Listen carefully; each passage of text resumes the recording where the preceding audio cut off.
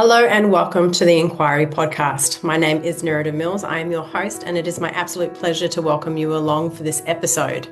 What we do in the Enquiry podcast is really explore and inquire with experts in their field in regards to what it is that actually creates a human experience, and more importantly, what it is that we can use to influence the human experience for our own development, growth, and expansion. So welcome along. Let's dive in, and I hope you enjoy. Hello, everybody. Welcome back to the Enquiry podcast. My name is Nerida, and I am very excited to have Maryanne Katsidis with me today.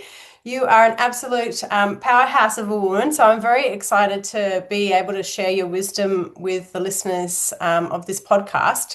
What I would love for you to do to start us off is to just give us a little bit of the background. Let us know, what you're all about. Obviously, you're working with CEOs. You're very much passionate about leadership and culture and all of the fun things, but I would love to hear it from your perspective.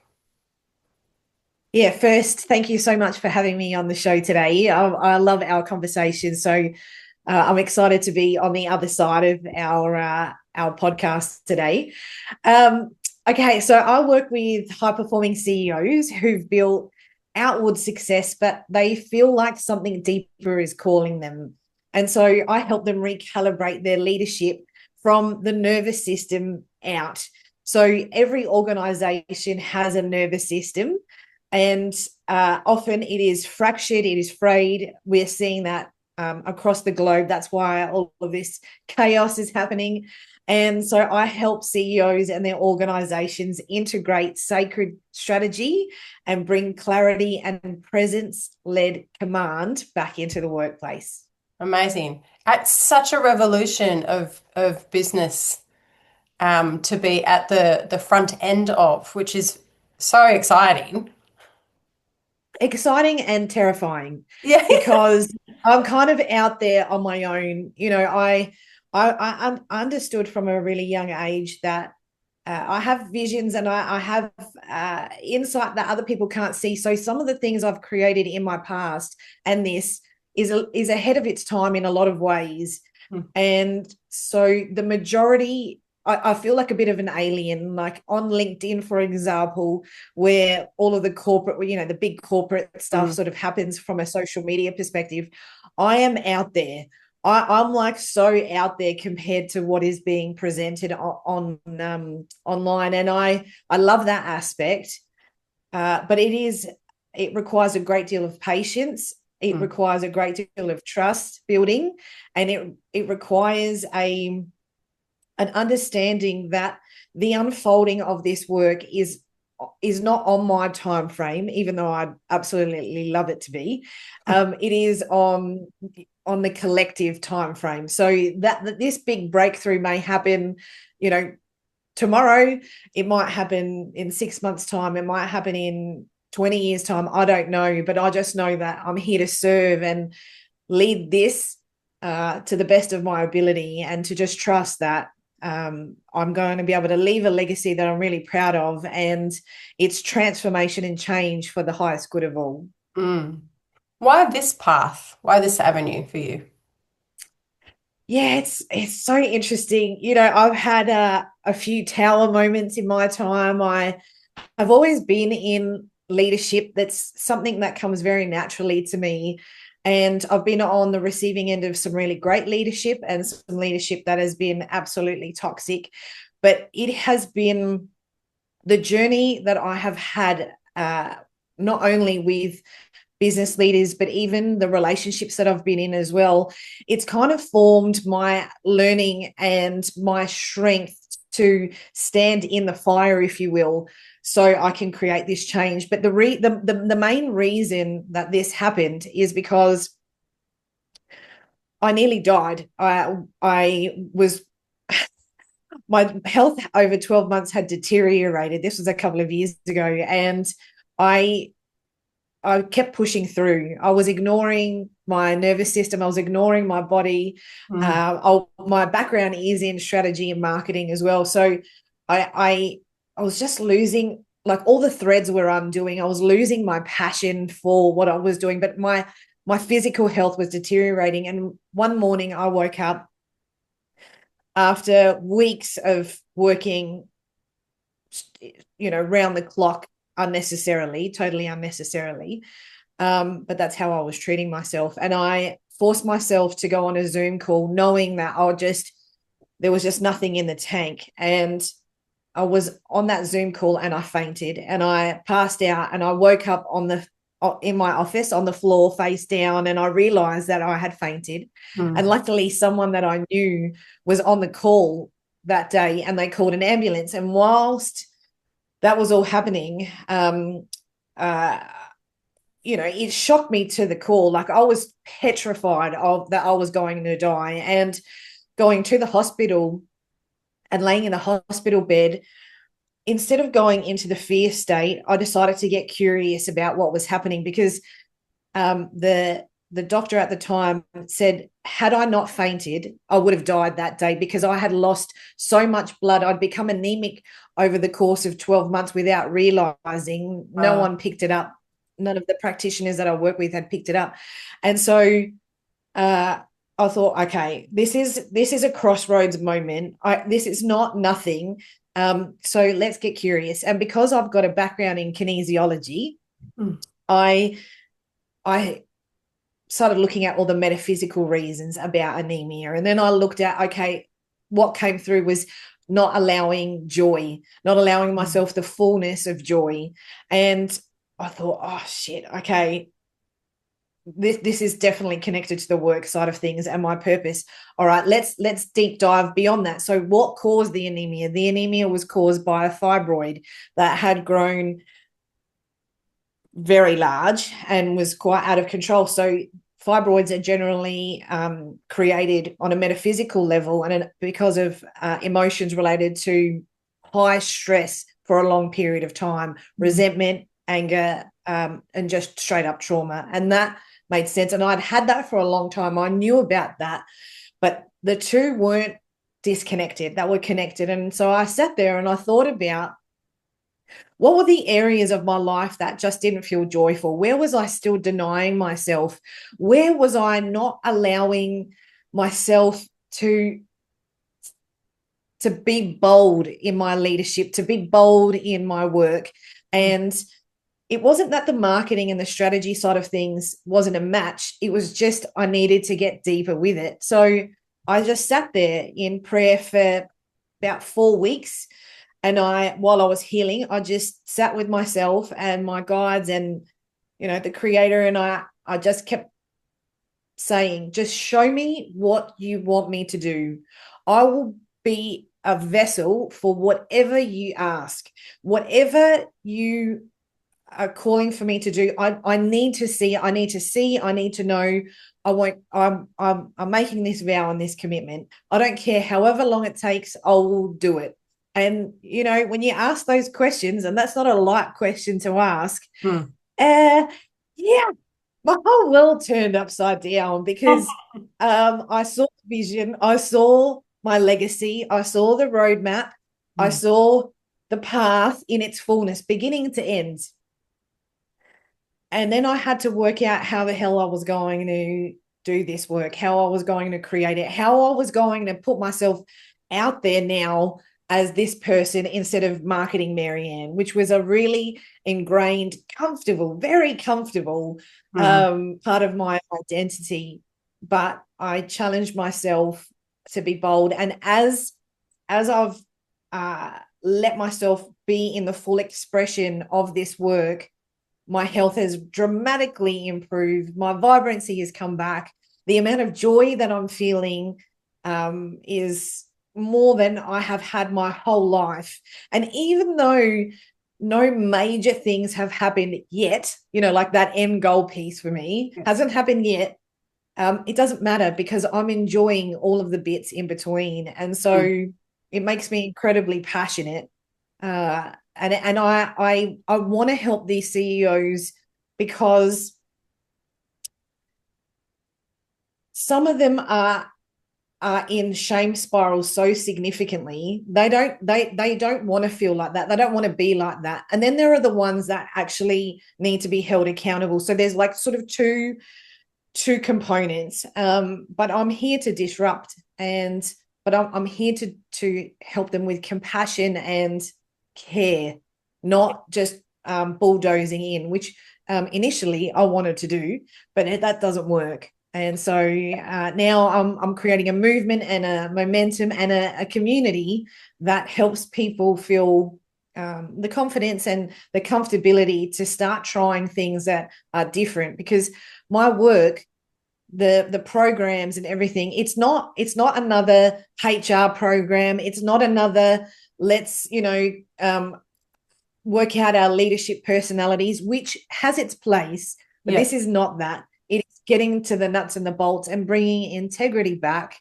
in all the areas, and that requires a bit of discipline and a lot of courage, and the CEO has to be courageous. Absolutely. There's definitely a roll the sleeves up, get your hands dirty, particularly, I have a lot of admiration for people who stand into leadership just generally, because you do put yourself, whether you know it or not, you put yourself in the fire line of people's projections around authority.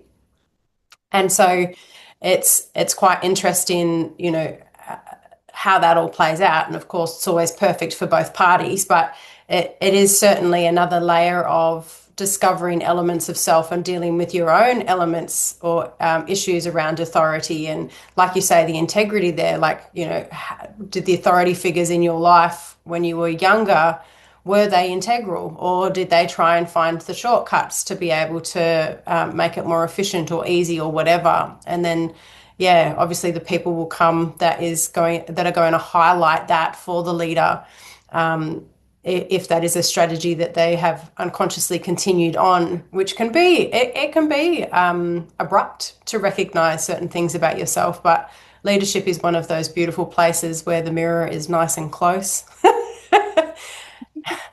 And it becomes sure very is. apparent. Yeah. And my, again, the reason that I'm doing this work, and the reason why I was, had the calling for this, is my history, like I was saying, with authority figures, whether it was parents, whether it was teachers at school, whether it was bosses, whether it was partners, whatever it is, where I felt like they were an authority over me.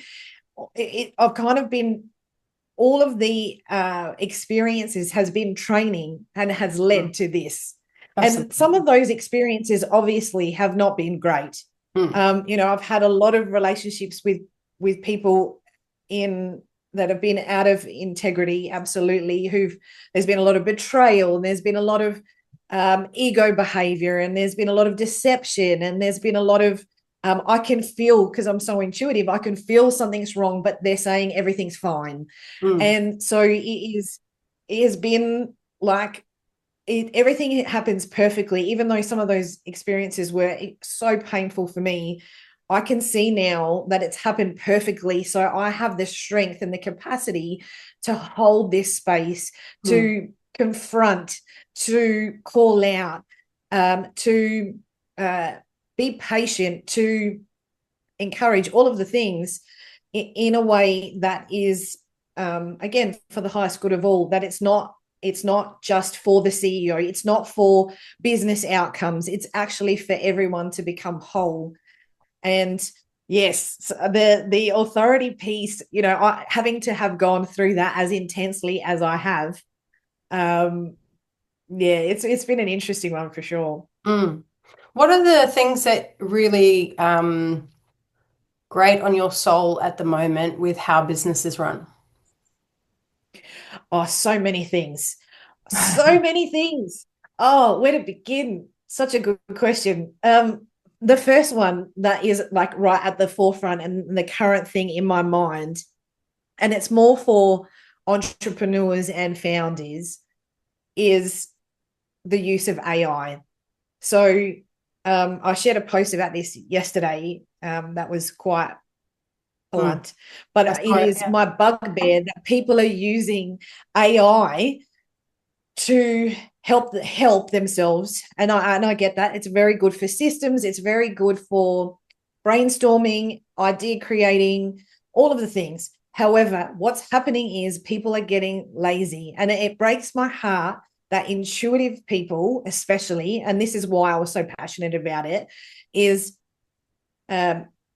intuitive people are forgetting how important the frequency of their words are, the way that they write content, the way that they deliver it, the natural expression, the natural energetic rhythm of what they say has a potency that they are giving away without realizing. They haven't caught that side of things. So that's my first one, AI. And as a result, what's happening is we're seeing the same content freaking everywhere, right? It's so funny, right? Because this is how I picked it up. I was one of those people, what I just described. I was doing that. I was writing my ideas down and I want to share this. And to my actively trained AI bot, I said, hey, create some posts out of this. And it was writing it. And so then what I was seeing is, hey, person A over here, their words sound like mine. The way that it's structured, the way that it's coming out, and the way that it's positioned looks identical to me. And it was starting to really piss me off. And at first I thought, the ego brain likes to think, oh, people are ripping you off. No, it's actually not that. It is not that at all. It was, we're not trusting ourselves with our spelling, with our, everything, because we want to be perfect, because heaven forbid, we say something wrong or, or be human. And so we're starting to see duplicates of the same thing and the same words everywhere. And it's driving me crazy because I use the word legacy significantly in my work, but it is about CEOs leaving a legacy. It is about organizations being for the highest good. It is that. And not to say other people can't use those words, but it's the way that they're using it to describe what they're doing that doesn't actually match their vision. It doesn't match. And there's some of these people I've interviewed myself, and I'm like, why are it's diluting? And that to me is heartbreaking. So that's one of my absolute number one bugbears at the moment. So my daughter actually I encourage people a reel the other day, and it was about how the introduction of AI into marketing specifically, and the creation of the marketing pieces and the influence on social media will lead to the death of social media, because you don't know what's actually, like, is somebody actually saying that, or are they not saying that? Is that video actually real, or is that video not real? Like, it's like this feedback loop it's learning off itself. And so it's kind of just, so I think it's interesting because social media has the potential to be something more like, when you jump on and you look at it, more like a Netflix. It's like, I know that I'm just looking at bullshit, like, as opposed to I'm actually catching up with what people are doing, or I'm actually following up this particular person. It's more like, well, I'm checking out this constructed TV show. But one of the other really great benefits is that it's like the dating apps, right? It has gotten so bad that people now don't want to use it. Yeah. And what it's forcing people to do now is to come back into community, to connect in person, to start conversation, to network. And that's so I can see, like, the chaos has to happen to get to the good stuff. I get that. Do what I do, zoom right out. Yeah. And that's what I do with the work that I'm doing. You've got to zoom right out, because if I was focusing on, say, Qantas, for example, who are actively, the people at the top in the board are getting paid abundantly, and they're still questioning whether to pay, their staff that little bit more to ensure safety, to provide them with the tools and the resources they need to do their job properly. Woolworths, we're seeing that in the back end, where they don't want to pay overtime. They don't want to do all of these other bits and pieces, and it's disruptive. So if I focused on those little nitty gritties, the things that I'm hearing and seeing, absolutely, I could, I could just stay in a state of frustration, but I'm not. I'm choosing to zoom out of the picture and go, hey, let's highlight. Can you see, by, using AI, can you see how you're giving your power away? Can you see how you're getting lost in the fray? And as entrepreneurs and and change makers, I don't want to be like anyone else. I'm actively, I just want to be me. I don't want to blend in, but doing that is blending in. And then when you've got when it comes to the corporate side of things, one of my absolute bugbears is the band-aiding. It's continuous and it's constant, and it's like, let's focus on the superficial things instead of getting to the heart of what needs transformation, and instead of having real conversations, because they're scared to disrupt with the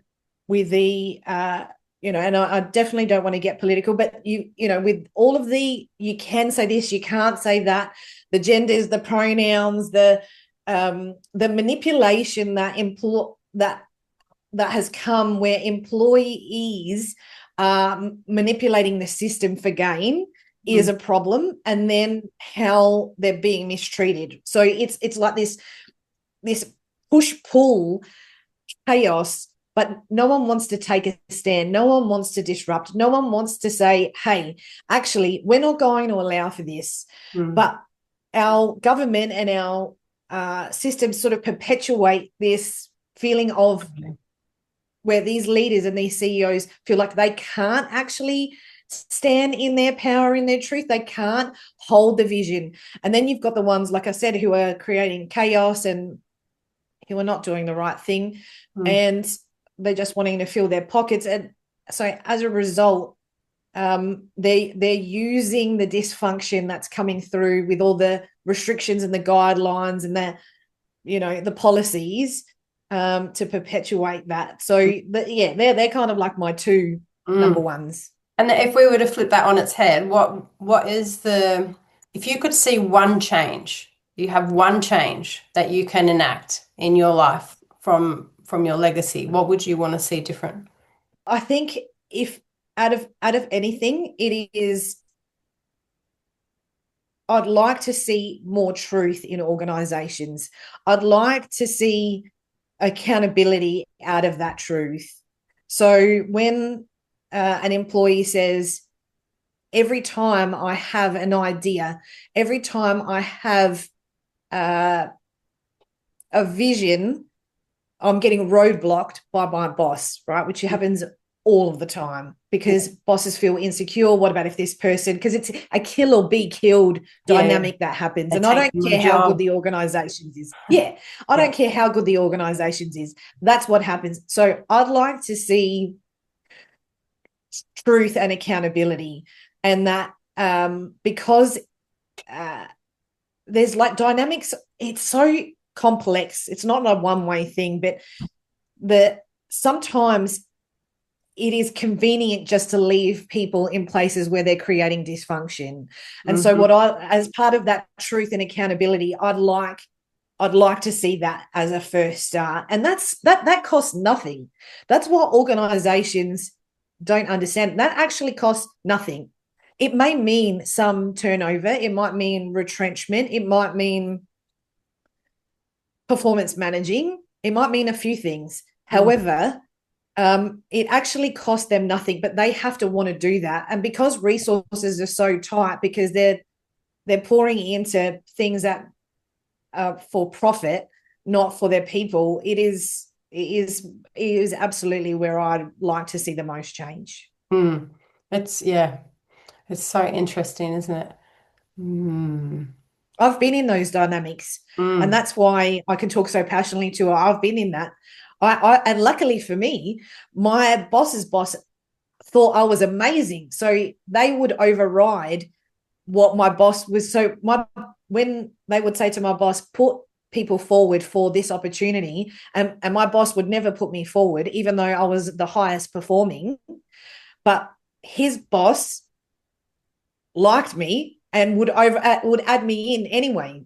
But not everyone is that lucky. Not everyone has someone. Interesting, because it's still based on whether or not somebody likes you, as opposed to your skill set or expertise. That's right. I mean, humans be humans, right? We are very social creatures at the end of the day. Totally. And the thing is, I was a high performer, so no one could question it. It wasn't like I was middle or low, but they did like me, and that is it absolutely why I was getting those opportunities, or that was part of it for sure. And so, and that would just irritate my boss even further, so that it just kept getting messier and messier and messier. And it's their own insecurities. Had we had a really honest conversation, had they thought to use the genius that was available for them, to make themselves look better, but instead the ego kicks in because everyone's got junk that they haven't healed, and it's perpetuating this soup of toxicity. And so I love, like the nervous system work is so critical. It's individuals doing the nervous system work, but my focus is on the organization's nervous system. Yeah. Talk into that a little bit for me. I'm a lover of all things culture, looking at what actually influences the culture. And I find it's extremely hard to shift a culture if the leader is not on board, right? If you've got to fight the leader on the shifting of the culture, it's like pulling teeth, and the person who's trying to instigate it becomes the enemy and then isolated in that. So, absolutely. Yeah, I'm really curious as to your viewpoint on the nervous system of the organization. Yeah, so it's not everyone in the organization contributes to the nervous system of the organization. So it's not just the CEO. It's not really fair to say it's just the CEO, because it's not. It's everyone. And there are many leaders, the executive teams and the middle managers underneath all of that are influencing and affecting too.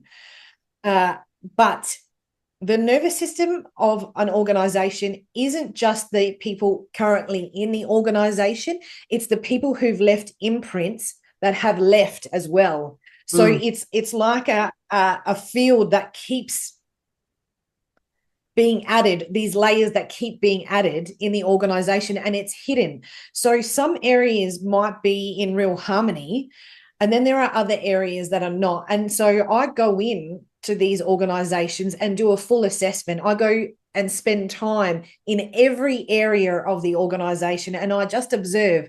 I feel. I talk to them. I go into understanding. I can see when people are hiding, and I can see where people are avoiding, and I can see where opportunities are for transformation. So it is looking at the aspects in the organization that need harmony, that need attention, that need the energy needs to calm, it needs to regulate. And some of that is confronting the toxic behaviors that are going on. It might mean that it might mean that there are some stuff around innovation where we're resolving how they do things. Like it might be like a process issue, for example, that's perpetuating a panic in the nervous system of the organization. It is where creativity is being suppressed. There are many different components, and each organization has its own blueprint. So it's kind of hard to sort of speak to just one, but there's some of the things that I look at and think about as a way to bring harmony and integrity into the organization, where like it's like in my mind I see an organization like it has different chakras, if you will. And so I look at, okay, what's the groundedness like in this organization? What does the power feel like? What does the overall energy feel like? Where is the vibrancy? Where is the heart in this organization? What's the communication like? Is it free in this organization, or is it being suppressed? Where are the visionaries in this organization? Where is the expansion?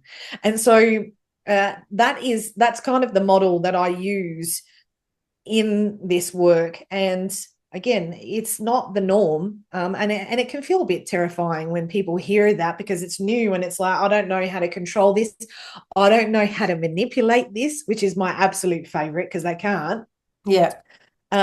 but that's really what I mean when I talk about the nervous system in the I love it organization. because you can, like, my brain straight away is going, I can see how this would work in communities as well. I can see how it works in a family unit. I can see how it works, obviously, in the physical form as well. So, Totally. one of the filters, I guess, one of the filters that I use to look at the efficiency of a process is, can it be transplanted into other areas? And if it can, then you know that you're onto something. So it's really exciting. And I Yes, love, and and you saying that leads me to something that launches tomorrow. It's called the Heart-Led Leader Method, and it's basically a training. It's kind of like a trainer program for coaches and other healers and HR professionals to learn to do what I do, because I can't be everywhere. And if my goal is for global transformation, which it is, I'm just one person. And so part of the vision and part of the downloads that I sort of got was, you need to show people how to implement this across the board. And so whether it's a small business, whether it is community, whether it is a family, whether it is a medium organization, you can do this. You can create this change, and you can create revolution on your own. And so it's very exciting. I'm very excited to share that, because that's really my signature method that I'm helping other people. I'm empowering other people to do this too. So that vision, that big vision, happens sooner rather than later. that's exciting. So exciting. Well, thank you so much, Maryanne. I would like to ask you one more question before we wrap things up, which is, somewhat like what I ask everyone else. It's always a little bit different, but same sort of thing. And that is, stepping into owning your truth and stepping into expressing that, and really claiming it to the point where you're offering a training service, etc. Like, you put yourself into a leadership role, you put yourself into a place where you are being seen, and you put yourself into a place where you will be projected upon. So I'm curious as to what the experience of that has been like for you. Like, was there any particular parts of yourself that you felt that you had to overcome, or was it really like that near-death experience where you're just like, got to pull the trigger on this fucker now, The near-death experience was the catalyst for this, but as a result, absolutely, there were things that I've needed to overcome.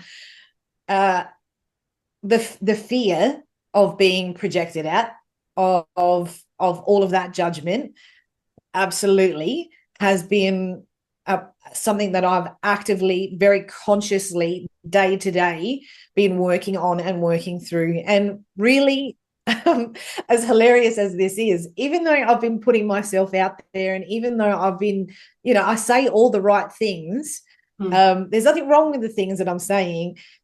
I can feel, up until recently, I could feel that I wasn't really letting my energy show, right? So I was speaking, but my heart and my soul, my passion, my playfulness, my imperfections, I wasn't letting that show. There was a part of me that was kind of, it sounds really judgmental on myself, but I was kind of half-assing it. That's what it felt like. I was like half living. And again, because that joy piece was so significant, I've spent a lot of time thinking about, okay, well, what's leading to this? Why, when I record a reel or a video, why am I still looking stiff? Like, what is it? And so that curiosity has been very important. And now, I mean, I say all the time, I don't care what people think, which is not, it's so not true, because if that was the case, I'd be on there with no makeup, or I'd be, I'd be, walking like you do, but I worry that I'm jiggling the camera too much. Like, I'm overthinking things, and it's the marketing background where everything needs to look polished. So there are things to undo, but I'm as time goes on, I'm spending time being compassionate with myself, because these programs have been there probably since I was a kid. And so it's not a one and done situation. I just think, okay, well, is that the most relaxed?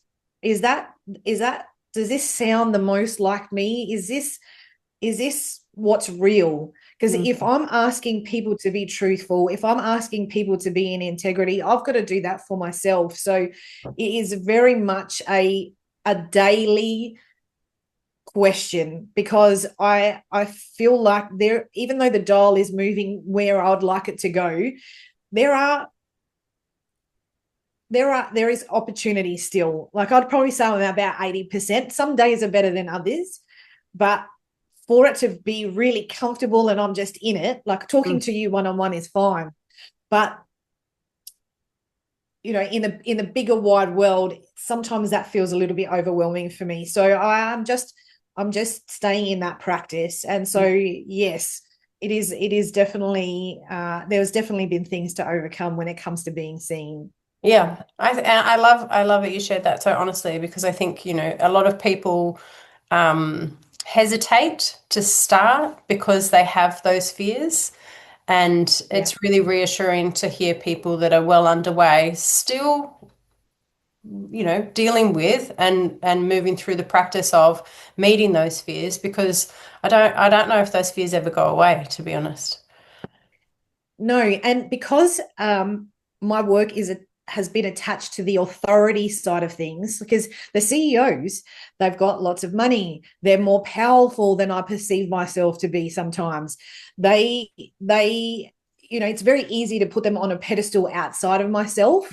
And so to stand up and say and call things out and say, this is toxic, this isn't working, this is creating trauma and dysfunction in our world, not only for your staff, but, you know, everyone involved.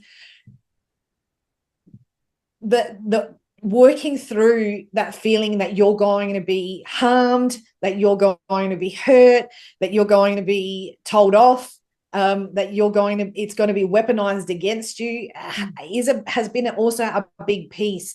That less though than my natural expression, which is so strange, but that has also been the other side. That's sort of where I started, and now it's sort of led to this. But that authority piece has played out in this too. Oh, definitely, for sure. It couldn't not, you know, like it kind of has to. But then, you know, the other thing that I really love about what you said is that you are fully aware that if you're asking other people to show all of themselves, that it's something that you need to lead with. So I love that. Thank you so much for joining me today and for the work that you are championing and also facilitating in organizations. I think that there is no time like the present to really revolutionize the way that we do business. It's one of the things that I love about business, is that we have the opportunity to do that so much easier than in other structures. So again, thank you so much for your time. How can people follow you, find you, do all of the things? People can find me through my website, which is maryannekatsidis.com, or on Instagram, which is at Maryanne Katsidis, and the same thing on LinkedIn. And you can listen to the Heart-Led Changemakers podcast. We recently did a podcast where I interviewed you, Nerita. So that'll be out very soon. So jump on there and have a listen to that podcast, because that was a great chat. Yeah, loved it. All right, thank you so much. Thank you. Thanks for having me. Okay, that is it from us for today for the Enquiry podcast. All of the links that you're going to want to find is going to be underneath this episode. So jump along and make sure that you're following the people who do join us for the Enquiry podcast. I'm sure you'll agree they are absolutely phenomenal, and it is my absolute pleasure to be able to have them come in and share their wisdom with everybody.